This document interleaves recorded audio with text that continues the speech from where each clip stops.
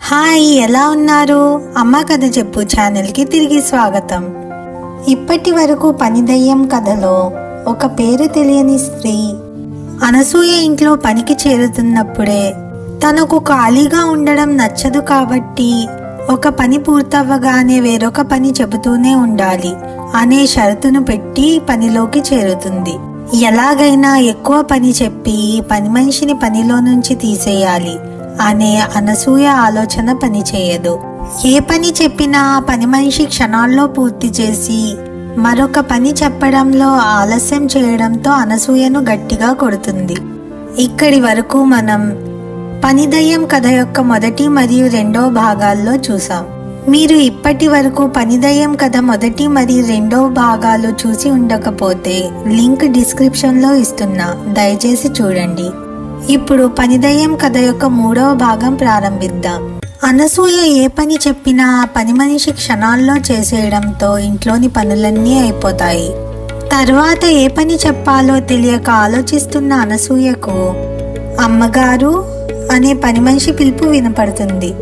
ఆ పిలుపు వినగానే అనసూయ భయంతో మళ్ళీ ఎక్కడ దెబ్బలు తినాల్సి వస్తుందో అని తనను ఈ పని మనిషి బారి నుండి సుశీల ఒక్కదే కాపాడగలదు అనుకుని, సుశీల నన్ను కాపాడు, ఈ పని మనిషి నన్ను చంపేస్తుంది. సుశీల పడుకుంటున్న గది వైపుకి పరిగెడుతూ వెళ్తుంది.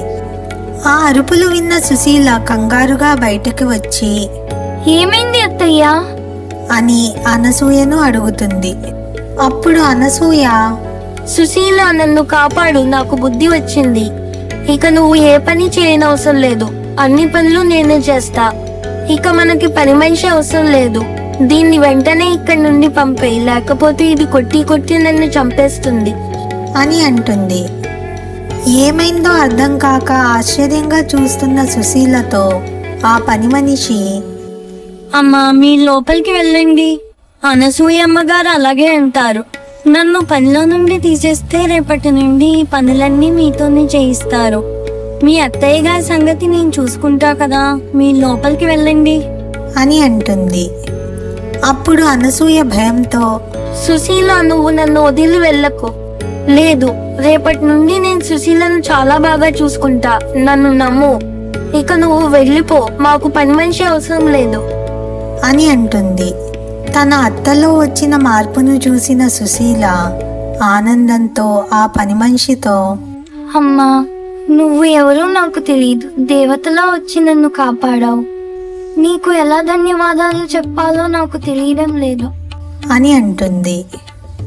అప్పుడు ఆ పని మనిషి తన నిజ స్వరూపంలోనికి వచ్చి, నేను దేవతను కాదు, మీ అత్తయ్య లాగానే నేను కూడా అమాయకురాలైన నా కోడల్ని బాధ పెట్టి తన చావుకి కారణమయ్యాను.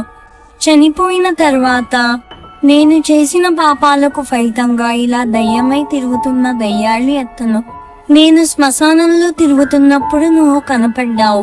నా కోడలి లాగానే నువ్వు కూడా చనిపోకూడదు అనుకుని నిన్ను కాపాడడానికి వచ్చాను అని చెప్పి అనసూయతో, నువ్వు కూడా బ్రతికుండగానే మారు, లేకపోతే చనిపోయాక నాలాగే దయ్యమై తిరుగుతావు.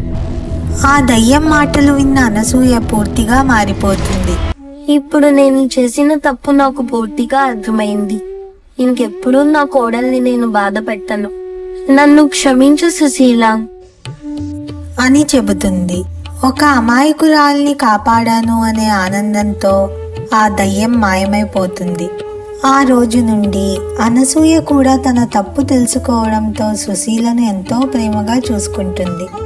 అందరూ కలిసి ఎంతో ఆనందంగా జీవిస్తారు. ఇంతటితో పని దయ్యం కథ ముగుస్తుంది. ఈ కథ మీ అందరికీ నచ్చిందని ఆశిస్తున్నాను. ఒకవేళ నచ్చినట్లయితే కథను లైక్ చేసి మీ స్నేహితులు మరియు కుటుంబ సభ్యులకు షేర్ చేయండి. అమ్మ కథ చెప్పు ఛానల్ని ఇప్పటి వరకు సబ్స్క్రైబ్ చేసుకొని ఉండకపోతే దయచేసి సబ్స్క్రైబ్ చేసుకుని ఇంతకు ముందు అప్లోడ్ చేసిన కథలన్నీ చూసి ఆనందించండి. మరొక వీడియోలో ఇంకొక మంచి కథతో మళ్ళీ వస్తా. ఉంటా మరి.